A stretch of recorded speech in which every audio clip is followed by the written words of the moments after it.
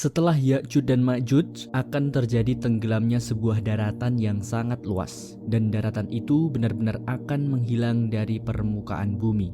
Entah itu tenggelam dalam lautan atau terjungkir balik ke dalam bumi, dan yang tersisa dari daratan itu hanyalah debu saja. Gempa bumi akan terjadi di timur, barat, dan jazirah Arab, dan ini adalah gempa bumi yang sangat dahsyat yang membuat semua orang di seluruh penjuru dunia merasakannya.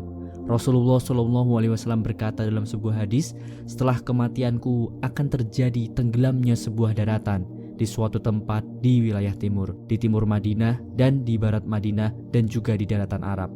Wallahu alam apa yang terjadi pada saat itu, dan akan ada orang-orang baik yang lenyap di sana. Jadi seusai Rasulullah SAW menjelaskan itu, sahabat bertanya kepada beliau, "Ya Rasulullah, apakah ada orang-orang baik yang ikut lenyap di sana?" Kemudian Rasulullah menjawab, "Ya benar, itu terjadi jika sebagian dari golongan orang-orang itu mulai melakukan banyak penyimpangan, kemaksiatan, dan segala bentuk keburukan." Dan kita tahu kita punya itu semua sekarang ini. Kita bisa melihatnya di kehidupan kebanyakan orang-orang barat, bahkan dalam negeri kita sekalipun saat ini. Kita tahu saat ini sudah semakin marak adanya homoseksual, prostitusi, dan berbagai bentuk kemaksiatan lainnya. Kemudian dijelaskan juga bahwa akan ada asap besar yang muncul sampai itu menutupi seluruh langit bumi. Asap itu bernama Duhan. Dan kita tidak tahu banyak tentangnya, yang jelas ini merupakan salah satu tanda utama akan terjadinya kiamat. Allah berfirman dalam Al-Quran, "Fastaqib yauma ta'atis sama'u bidukhanim mubin, yaghshan nas hadza adzabun alim." Tunggu sampai hari itu datang, ketika langit akan dipenuhi dengan asap yang tampak jelas, di mana semua orang dapat melihatnya dimanapun. Ini akan menjadi hari siksaan. Salah satu tanda utama lainnya sebelum terjadinya kiamat, yakni terbitnya matahari di tempat ia terbenam. Matahari terbit dari barat. Saat ini bumi dan alam semesta bergerak dengan cara yang sangat aneh, dan para ilmuwan mengemukakan kalau suatu saat pergerakan itu akan berhenti. Ketika itu terjadi, semuanya bergerak berlawanan. Jadi bumi yang biasanya berputar ke kanan atau ke arah timur akan berubah berputar ke kiri atau arah barat, dan matahari akan terlihat berada di sisi yang berlawanan dari biasanya. Pada hari itu tidak ada lagi taubat yang diterima, dan pada akhirnya akan muncul sesuatu yang dinamakan dabbah, seekor hewan atau monster. Monster itu akan keluar dari dalam bumi, yang jelas ia dapat berbicara dengan manusia. Dabah ini bahkan juga disebutkan di dalam Alkitab, dan di dalam Al-Quran disebutkan, "Wa idza waqa'al qawlu 'alaihim ahrajna lahum dabatan minal ardi tukallimuhum annanna sakanu bi ayatina la yuqinun." Dan apabila perkataan atau ketentuan masa kehancuran alam telah berlaku atas mereka, kami keluarkan makhluk bergerak yang bernyawa dari bumi yang akan mengatakan kepada mereka bahwa manusia dahulu tidak yakin kepada ayat-ayat kami. Dabbah dalam bahasa Arab berarti segala sesuatu yang berjalan di muka bumi dalam wujud hewan, dan makhluk itu tidak memiliki ciri-ciri dari segala hewan yang kita tahu selama ini.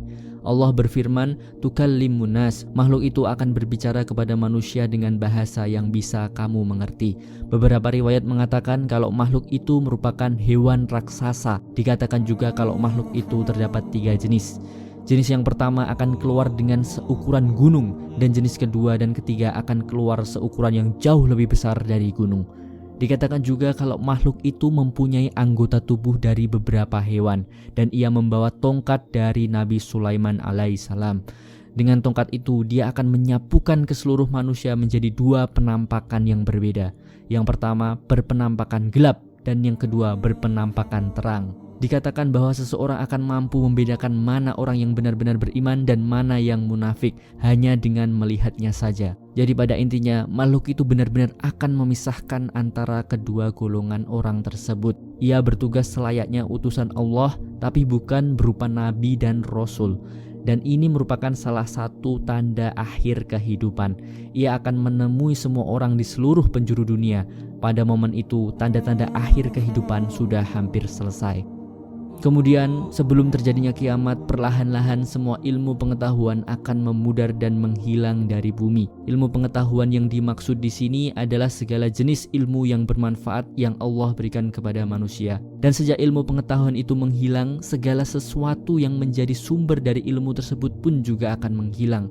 Itu semua akan diangkat oleh Allah Subhanahu wa Ta'ala, sehingga pada akhirnya Al-Quran pun juga akan diangkat. Dan ini juga disampaikan dalam hadis, setelah Nabi Isa alaihissalam meninggal dan setelah Al-Mahdi datang, akan datang satu waktu di mana orang-orang tidak tahu apa-apa tentang syariat, tentang agama. Dan dalam sebuah hadis sahih, Ibnu Abbas menyampaikan bahwa akan ada masa di mana orang-orang tidak punya pengetahuan apapun kecuali satu kata, La ilaha illallah. Dan cukup dengan satu kata itu saja akan menyelamatkannya dari api neraka.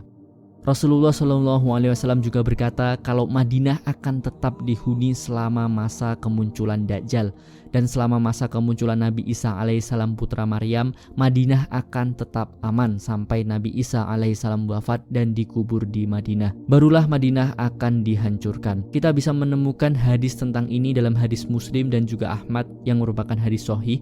Dan terkait kehancuran Madinah ini, para ulama berpendapat kalau itu tidak berarti hancur secara fisik. Kehancuran Madinah di sini yakni hancurnya ilmu dan agama di sana yang sudah tidak mempresentasikan Islam. Baik itu karena orang-orangnya sudah meninggal atau meninggalkan tempat itu. Umar bin Khattab radhiyallahu anhu berkata, aku mendengar Rasulullah SAW berkata, seorang pengendara akan pergi mengelilingi Madinah dan berkata, dulu ada banyak umat muslim di sini. Pada akhir kehidupan, Rasulullah SAW memberitahu kita tentang seorang pria yang sangat aneh yang akan menguasai bumi. Seorang raja Abisinian akan menguasai bumi, dan namanya seperti yang disebutkan Rasulullah SAW, yaitu Dul Suwaikatain. Dul Suwaikatain berarti pria dengan tulang kering yang tampak aneh, tulangnya tipis dan pendek. Dul Suwaikatain. Dia akan datang dari Abisinia Al-Habasa, Ethiopia. Dan dia akan menghancurkan Ka'bah, bukan Madinah, tapi Ka'bah di Mekah, simbol paling suci bagi umat muslim saat ini. Dia akan menghancurkan Ka'bah dengan tujuan untuk mencari harta karun dan sebuah penutup kain. Yang saya pahami dari penutup kain ini ya kain yang menutupi Ka'bah saat ini. Ka'bah merupakan bangunan kuno yang dibangun oleh Nabi Ibrahim alaihissalam dan fondasinya dari Nabi Adam alaihissalam. Allah Subhanahu wa Ta'ala berfirman dalam Al-Quran bahwa Dul Suwaikatain tersebut akan muncul pertama kali di akhir masa Nabi Isa alaihissalam. Dul Suwaikatain akan datang dan menghancurkan Ka'bah bata demi bata, dan tidak ada seseorang pun yang bisa menghentikannya. Jadi ini berarti bisa jadi karena ia sangat kuat atau karena memang sudah tidak ada lagi orang beriman saat itu. Kemudian Allah akan mengutus Nabi Isa alaihissalam di ujung barisan terdepan di antara 700 sampai 800 pasukan perang. Mereka berbaris menuju Dul Suwaikatain untuk melawannya. Namun dalam perjalanan Allah akan mengirimkan angin sepoi-sepoi dari arah Yaman yang akan mengambil jiwa setiap orang beriman yang tidak menyekutukan Allah Subhanahu wa Ta'ala. Mereka akan meninggal dengan tenang bersama angin tersebut. Dan hanya orang-orang terburuklah yang akan tersisa. Dan mereka pun akan mulai hidup seperti binatang, melakukan hal-hal seperti perkawinan selayaknya binatang. Jadi pada saat itu Ka'bah sudah dihancurkan, Al-Quran sudah diangkat, dan tidak ada pengetahuan akan Islam sama sekali. Lantas apa yang tersisa? Ad-dunya. Dan Rasulullah SAW berkata, dunia sudah terkutuk, semua yang ada di dalamnya terkutuk, kecuali bagi siapa saja yang mengingat Allah Subhanahu wa Ta'ala beserta sekutunya. Jadi Ka'bah dan makhluk lainnya itulah sekutu bagi siapa saja yang mengingat Allah. Dan ini pun juga dijelaskan di dalam Al-Quran. Allah berfirman, tidak akan ada apapun di muka bumi selain manusia dan jin, kecuali yang mengagungkan nama Allah Subhanahu wa Ta'ala. Akan tetapi kamu tidak akan faham dengan perkataan mereka. Dan versi dari ayat Al-Quran lainnya, Allah juga berbicara tentang gunung-gunung dan pepohonan yang mengagungkan nama Allah Subhanahu wa Ta'ala. Dan wallahu alam, apa yang akan terjadi pada hewan-hewan. Apakah mereka akan mati sebelum hari akhir? Allah lah yang paling tahu. Tapi pada intinya semua yang ada di bumi akan dikutuk bagi siapapun yang tidak taat dan mengingat Allah Subhanahu wa Ta'ala.